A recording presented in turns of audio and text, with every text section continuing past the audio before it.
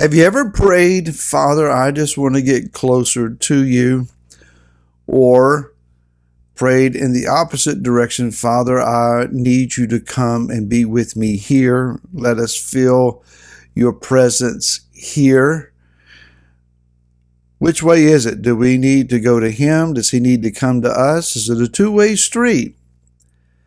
Hi, this is Barry Phillips with 10-Minute Torah, day number 3, the Torah portion, Vayikra. Let's stay in the book of Leviticus, Vayikra chapter 1, and begin with verse 3 down through verse number 9.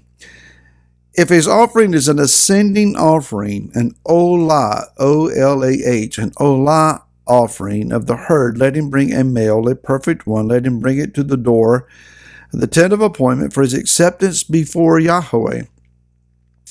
And he shall lay his hand on the head of the ascending offering, and it shall be accepted on his behalf to make atonement for him. And he shall slay the bull before Yahweh. And the sons of Aaron the priest shall bring the blood and sprinkle the blood all around on the slaughter place which is at the door of the tent of appointment. And he shall skin the ascending offering, cut it into its pieces. And the sons of Aaron the priest shall put fire on the slaughter place and lay the wood in order on the fire. And the sons of Aaron the priest shall arrange the pieces with the head and the fat on the wood which is on the fire of the slaughter place. But its entrails, its legs, he washes with water, and the priest shall burn all of it on the slaughter place as a olot, or olah, offering, an offering made by fire. Key phrase here, a sweet fragrance to Yahweh. So there's quite a procedure that goes on here to present this particular offering. What in the world is this for? Why does Yah need us to take a bull, or it continues here, if it's an offering from the flock, a sheep or the goats, and then later on it's about whether he doesn't have the ability to ford either one of those, it's a turtle dove, and how it is to be presented. The key idea here is an ascending offering. It's not so much the smoke of the burning carcass that goes up, but it is the spirit, the soul, the inward drive, the yearning of the individual that goes up with the smoke.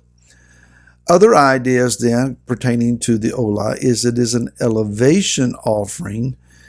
Not only that it is an elevation of the animal, but also of the man. More on that in a second. But it's also considered to be a whole offering. That is because all of it is offered. And then there's also the idea of a burnt offering. Again, because everything is consumed. Let's go back to the idea of elevation. When an animal is brought to an altar here at the tabernacle, and the animal is to be slain, the individual who presents this animal lays his hands upon the head of it and leans toward it, putting some sense of weight upon the animal itself. That is, he is connected to and identifying with the animal. A priest will then cause the jugular vein on the side to be cut. And slowly the blood begins to pour out. It is caught in a pan by the priesthood. The priests are the only ones who are allowed to use anything to catch or manipulate or handle the blood. The animal will grow weak. And the weaker it grows, then it will sink on its forelegs. The man will feel the animal give way under his hand. That is to make an impact upon him, recognizing that a price is being paid to satisfy the yearning and the desire in his heart to get closer to the Creator.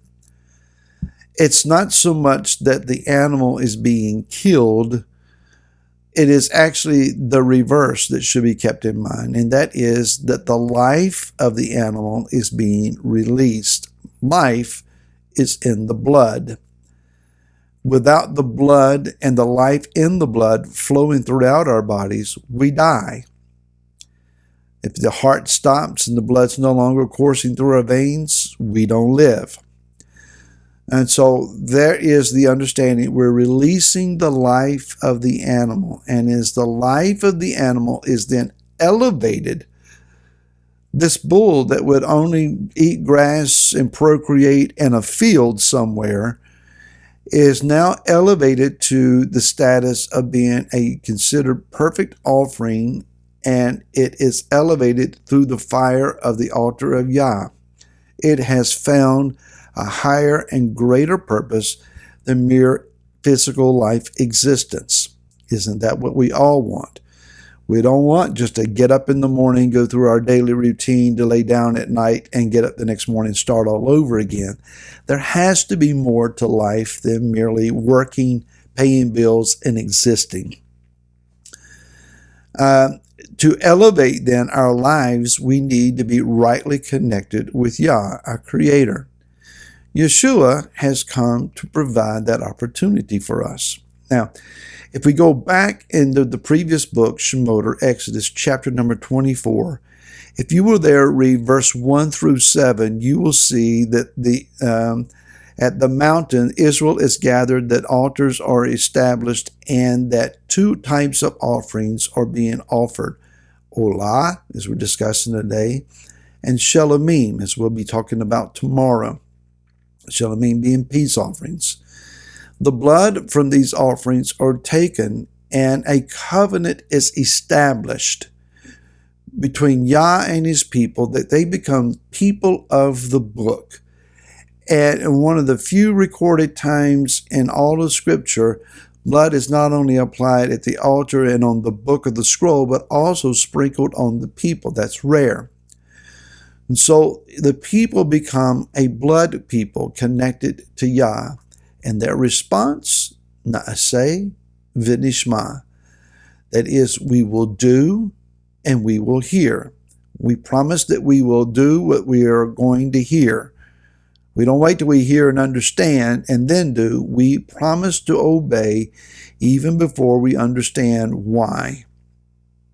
So, as covenant people, that was well-pleasing in the Father's sight. If you will look here in chapter number 1 of this book, you will see in verse 9, verse 13, and also verse 17, the repeated phrase, a offering of fire, a pleasing odor to Yahweh.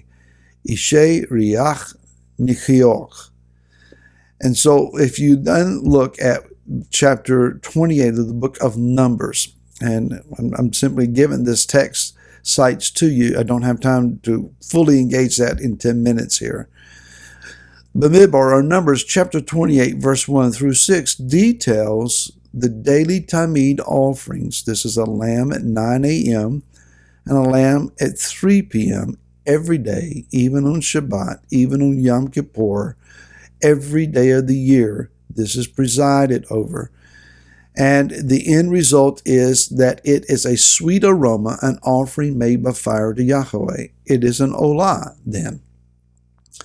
That's important, that every day Israel is saying to Yah, we will hear and obey. Matter of fact, we will obey before we understand. We will do and we will hear.